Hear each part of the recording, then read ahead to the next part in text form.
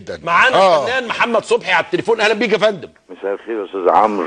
ازي حضرتك؟ مساء الخير يا استاذ شردي. اهلا بيك. يعني طبعا انا مش هشكر يعني اللي انتوا بتعملوه، لان الحقيقه ده محور هام جدا في تاريخنا النهارده، وانا بقول ان هذه صياغه اعلاميه جيده جدا، وخصوصا التوجه الجديد اللي بدات فيه.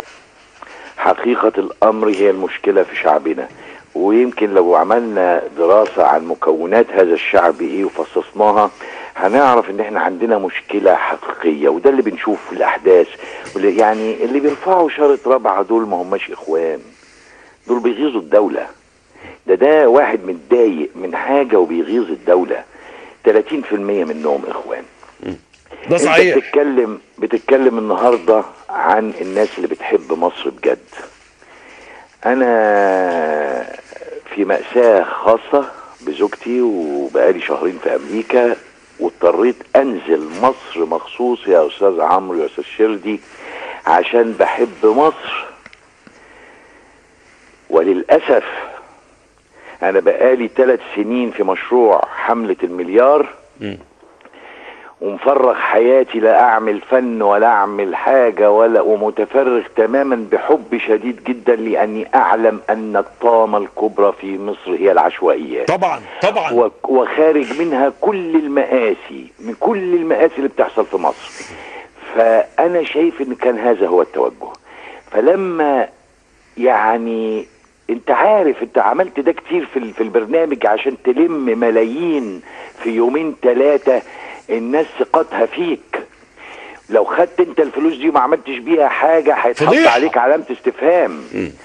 فاحنا لما نعمل ونلم فلوس وتخش شركة المقاولات الموقع بعد عذاب من رئيس الوزراء ده لرئيس الوزراء ده، عايز يمضي بروتوكول ويتصور معاك عشان يبقى هو اللي عامل المشروع، ماشي، ومن ده لده لده لغايه لما استلمنا الارض، وبعدين اتقال لي من رئيس الوزراء السابق في بلطجيه في الارض، معلش روحوا اتفاهموا معاهم. فانا اروح اتفاهم مع البلطجيه يبقى مش دوله.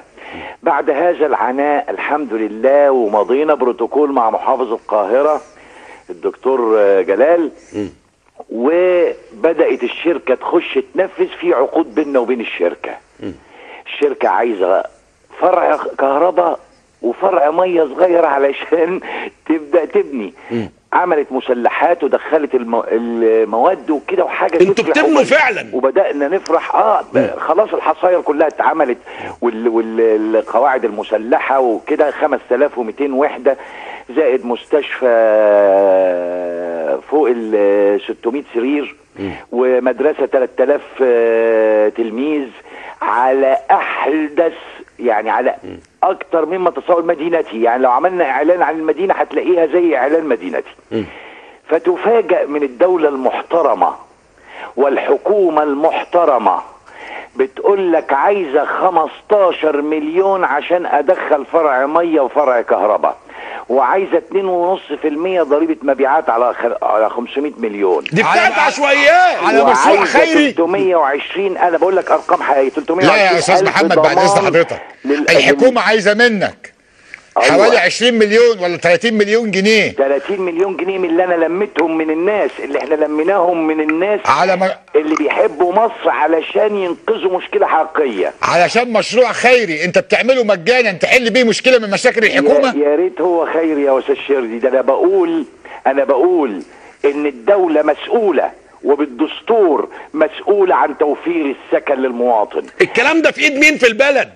هقول لك بقى. انا حصلت مكالمة بيني وبين الرجل العظيم الذي يعمل بحق، وانت شاهدت هذه الشهادة، الوزير محلب.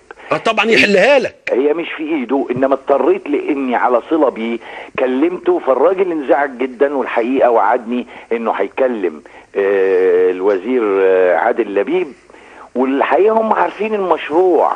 بس يا استاذ عمرو، ده اشهر مشروع دلوقتي يا استاذ عمرو. انا يحزنني ويؤلمني ان اتسول من الدولة.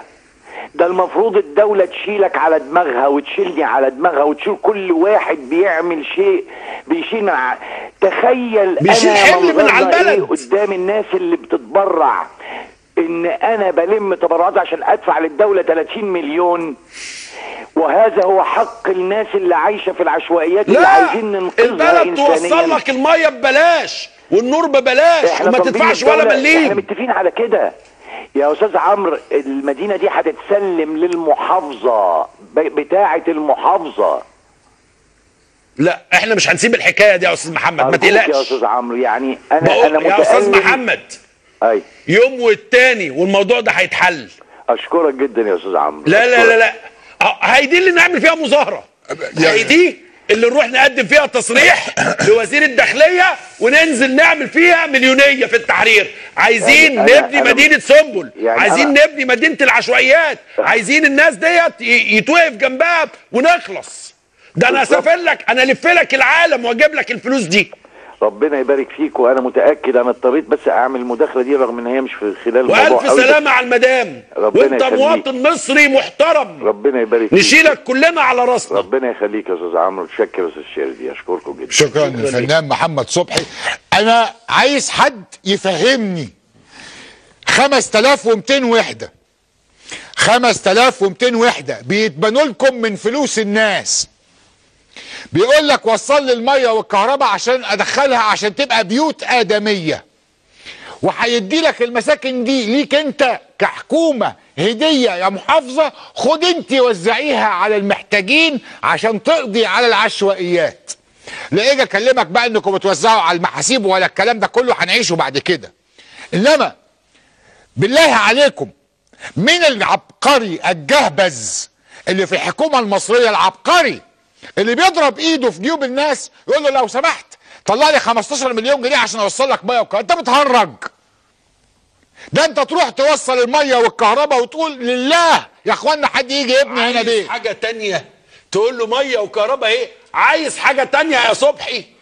نفسك اتمنى عليا يا حبيبي. بقول لحضراتكم ايه، انا مش عايز اعمل الحكايه دي من اي حته. انا عايز الدوله تقف جنب الراجل ده وتخلص له موضوعه.